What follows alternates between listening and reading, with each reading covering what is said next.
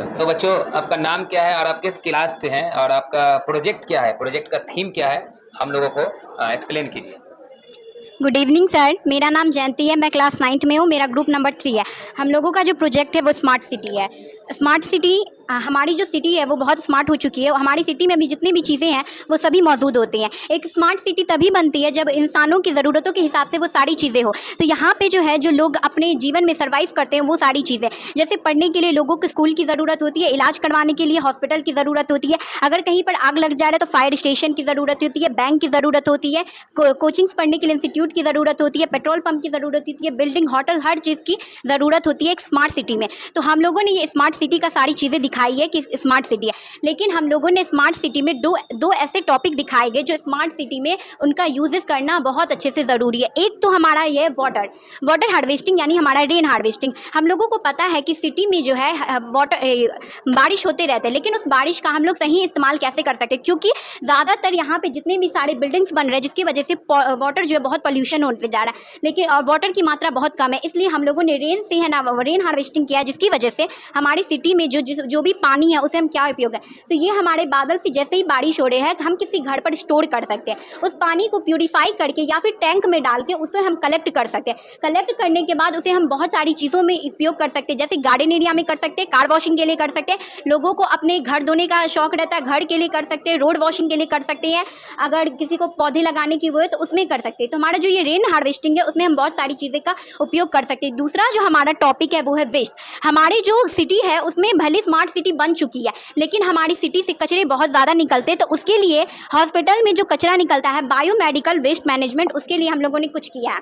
हमने हॉस्पिटल में देखा है कि बायोमेडिकल वेस्ट मैनेजमेंट ये है कि हमने हॉस्पिटल में देखा है वहाँ पे 5 प्रकार के डस्टबिन रखे जाते हैं। उन 5 प्रकार का यूजेस कैसे किया जाता है, क्योंकि हॉस्पिटल में डस्टबिन तो रखे जाते हैं लेकिन उसका यूजेस उस तरह से नहीं हो रहा है। तो हमारा जो रेड डस्टबिन है ये है इन्फेक्शन रिसाइकलिंग वेस्ट, यानी जो है इन्फेक्शन, जो भी चीज़ें से हॉस्पिटल में इन्फेक्शन फैल सकते हैं उसको, लेकिन वो रिसाइकलिंग हो सकते हैं, उन सारी वेस्ट को रेड डस्टबिन में रखा जाता है। ग्रीन डस्टबिन, हमारा जो ग्रीन डस्टबिन है रिसाइकलिंग वेस्ट, यानी ये वैसे वेस्टेज होते हैं जिसको हम रिसाइकलिंग कर सकते हैं लेकिन इनसे कोई इन्फेक्शन नहीं होता है। तो इसमें जो रखे जाते हैं, एग्जाम्पल में वहाँ पे ब्लड बैंक रखे जाते हैं, सिरिंज रखे जाते हैं, नीडल रखे जाते हैं, लेकिन इसमें पेपर, प्लास्टिक, न्यूज़पेपर, मेडिसिन, ये सब रखे जाते हैं। और ये जो हमारा ब्लैक डस्टबिन है ये जनरल यूजेस के लिए रखा जाता है हॉस्पिटल में। जो भी लोग वेपर वगैरह खाते हैं या फिर सब्जियों का छिलका वगैरह जो भी हॉस्पिटल से निकलता है वो ब्लैक डस्टबिन में रखा जाता है। और हमारा जो ब्लू डस्टबिन है उसमें मेटल सब रखे जाते हैं, वैसे मेटल मटेरियल रखे जाते हैं जो फूट सकते हैं, किसी को चोट लग सकती है, जैसे कांच के नीडल्स हो गए, कांच में जो भी बॉटल्स आते हैं, केमिकल्स आते हैं, अगर वो फूट जाते हैं वो इसमें ब्लू डस्टबिन में रखा जाता है। और ये जो येलो डस्टबिन है ये इन्फेक्शन रिसाइकलिंग नॉन वेस्ट है। ये इन्फेक्शंस तो होती हैं लेकिन ये नॉन रिसाइकलिंग होते हैं। इसमें हम बॉडी पार्ट्स, एनिमल के पार्ट, ये सब रखे जाते हैं। तो इन लोगों को हम लोगों ने इसलिए दर्शाया है क्योंकि हॉस्पिटल में सारे डस्टबिन रहते हैं लेकिन इनका यूजेस अच्छे से नहीं हो रहा है। अगर इनका यूजेस अच्छे से होगा तो जो लोग बीमार नहीं है वो भी बीमार नहीं पड़ेंगे, लेकिन इसका यूजेस अगर अच्छे से नहीं होता है तो जो मरीज़ बने हुए, लेकिन जो मरीज़ के फैमिली मेम्बर है उनको भी मरीज बन सकते हैं। इसीलिए मैंने देखा है कि हॉस्पिटल की साइड में ये सारी चीज़ें रहती है लेकिन फिर भी हॉस्पिटल का कचरा रोड पे फेंका रहता है। इसलिए हम लोगों ने इसको इसलिए बताया क्योंकि ये जो हमारा वेस्ट मैनेजमेंट है हमारे स्मार्ट सिटी में इंक्लूड होता है। हमारे स्मार्ट सिटी से बहुत सारे वेस्टेज निकलते हैं लेकिन वो वेस्टेज अच्छे से यूज़ में नहीं आ सकते। इसलिए जो चीज़ें रिसाइकलिंग में हम उनको रिसाइकलिंग में कर सकते हैं, जो चीज़ें नॉन रिसाइकलिंग में उसको हम नॉन रिसाइकलिंग में कर सकते हैं। इसका वेस्टेज करने से ये भी हो सकता है कि हम लोग के जो इन्फेक्शंस होते हैं, बीमारियां होती है वो कम हो सकती है। ये चीज़ें कि स्मार्ट सिटी में हम लोग इसलिए दिखाया क्योंकि एक स्मार्ट सिटी तभी स्मार्ट बन सकती है जहाँ पे वो हर चीज़ें अच्छी हो, जैसे इलेक्ट्रॉनिक चीज़ें अच्छी हो, कभी गार्डन एरिया अच्छा हो, उसका वातावरण, एनवायरनमेंट सब अच्छी हो। इसीलिए हम लोग ने वाटर को दर्शाया है और इसको दर्शाया। एनवायरनमेंट में पेड़ पौधा जो है एक ऐसा एरिया होना चाहिए जिसमें पेड़ पौधा भी होना चाहिए, तो वो एरिया नहीं है इसमें, क्यों? सर एक एरिया हो सकता है लेकिन हम लोगों ने इसमें गार्डन एरिया को दर्शाया है। इतने पार्ट का पेड़ पौधा को काट दिया गया तो उससे एनवायरनमेंट तो ऑलरेडी खराब हो चुका है। Yes sir. एरिया से क्या होगा? सर देखिए, जो एरिया कट चुका है उनका तो हम लोग कुछ नहीं कर सकते, वो तो हम रोक ही सकते हैं, लेकिन जो एरिया बचा है हम लोग उसको तो अच्छा बना ही सकते हैं ना। मतलब इतनी कोशिश कर सकते हैं कि जो एरिया अभी बचा उसको हम लोग अच्छा बना सके, वहाँ पे पेड़ लगा सके। खराब हो चुका है तो उसको, जो एरिया खराब हो चुका है उसको बचाने का क्या तरीका है? मान लीजिए यहाँ पे इस एरिया के लोगों को आपने बचा लिया, ठीक, लेकिन ये जो इतना एरिया जो खराब हो चुका है तो इसके लिए क्या कीजिएगा, लोगों को कैसे अवेयर कीजिएगा या इस एरिया को कैसे ठीक किया जा सकता है? क्योंकि यहाँ पे तो लोग रह रहे हैं ना। सर अगर इस वाले एरिया को हम लोग जाने तो यहाँ पे बहुत सारे बिल्डिंग्स बन चुके हैं, लेकिन हम लोग जानते हैं कि लोगों को पेड़ पौधों के बारे में जानकारी है, लेकिन वो फिर भी उतना नहीं लगाते। तो हम लोग एक काम कर सकते हैं, जैसे भी आज लोग फ़ोन, इंस्टाग्राम, सोशल मीडिया इन सब से जुड़े हुए, इन सारी चीज़ों पर अपनी जो हम लोग बातें हैं, जो अपनी सोच है वो डाल सकते हैं उन लोग को, और उनको प्रेरित कर सकते हैं कि पेड़ लगाए, क्योंकि और जो ज़्यादा बिल्डिंग्स बन चुके हैं वो उतने ही तक रुक सकते हैं। और जो हम लोगों का नया है वो अगर हम लोग चाहें तो इन्वायरमेंट पे एक प्रोजेक्ट तैयार कर सकते हैं। लोग बिल्डिंग्स का प्रोजेक्ट बनाते हैं, किसी होटल का प्रोजेक्ट है, तो हम लोग इन्वायरमेंट पे एक प्रोजेक्ट बना सकते हैं, एक एरिया में ज़्यादातर पेड़ पौधे लगा के। ये तो पता ही होगा कि जिस सिटी या किसी देश को जितना ज़्यादा स्मार्ट बनाया जाता है वहाँ पॉल्यूशन उतना ज़्यादा आता है। तो फिर किसी सिटी को स्मार्ट भी बनाए या पॉल्यूशन फ्री भी रखे, ये कैसे पॉसिबल कर सकते हैं?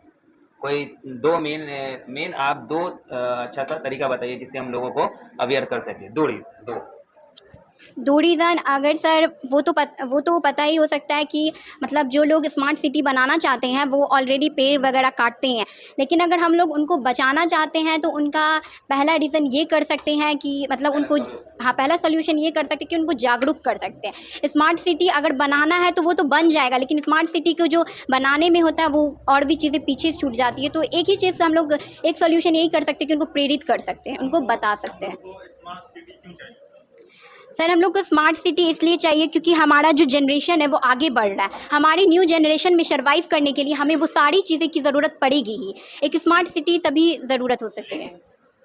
जो न्यू जनरेशन है उसको जिंदा रहने के लिए हाँ प्योर ऑक्सीजन की ज़रूरत है। अगर वही नहीं मिला स्मार्ट सिटी में तो फिर वो कैसे आगे जिंदगी जी सकते?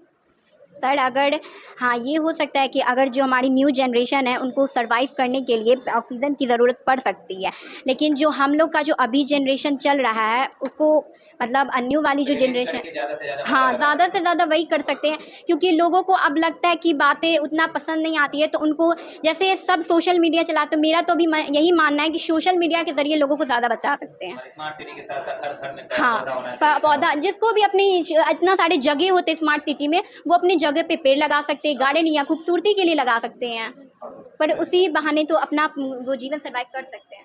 जो बायोमेडिकल जो वेस्ट है इसको और हॉस्पिटल को इतनी दूरी पे क्यों रखा गया? सर इसको जो मतलब ये जो सर इसका प्रोजेक्ट एक ही साथ था, लेकिन इसको चिपकाने के टाइम मिस्टेक हो गया था। हाँ अच्छा, ये प्रोजेक्ट में हमको ये सल्फिया स्कूल और ये श्री राम जी ज्वेलर्स नज़र आ रहा है, ये सब क्या है? ये अगल बगल के एरिया में बिल्डिंग बना हुआ है क्या? नहीं सर, ये चीज़ें हम लोगों ने इसलिए डाली है क्योंकि हमारे स्मार्ट सिटी में बहुत सारे हम लोग को नज़र आते हैं फोल्डर, जो चीज़ मतलब ज़्यादा फेमस रहते हैं उन चीज़ों को दिखा गया। सबसे परफेक्ट तो गीगल इंस्टीट्यूट हाँ जैसे परफेक्ट, हाँ जैसे ये जो है हमारा गीगल इंस्टीट्यूट, ये हमारा ही इंस्टीट्यूट है, हम लोगों ने इसके इसलिए डाला क्योंकि बहुत ज़्यादा फेमस है। अच्छा, आप गीगल इंस्टीट्यूट में कब से पढ़ रहे हैं और कितनी बार साइंस एग्जीबिशन ज्वाइन कर चुके हैं? सर मैं गीगल इंस्टीट्यूट से 2023 से पढ़ रही हूँ, 3 साल होने वाला है। मैं 2 साल से साइंस एग्जीबिशन में पार्ट ले रही हूँ। पिछला रिजल्ट कैसा रहा? सेकंड प्राइज़ था सर। चलिए ठीक है, बहुत अच्छा। इस बार भी अपने रिजल्ट का वेट कीजिए। बहुत अच्छा, एक्सप्लेनेशन अच्छा है। Best of luck sir. कोई क्वेश्चन पूछना आपको सर? नहीं। चलिए best of luck for your result. क्या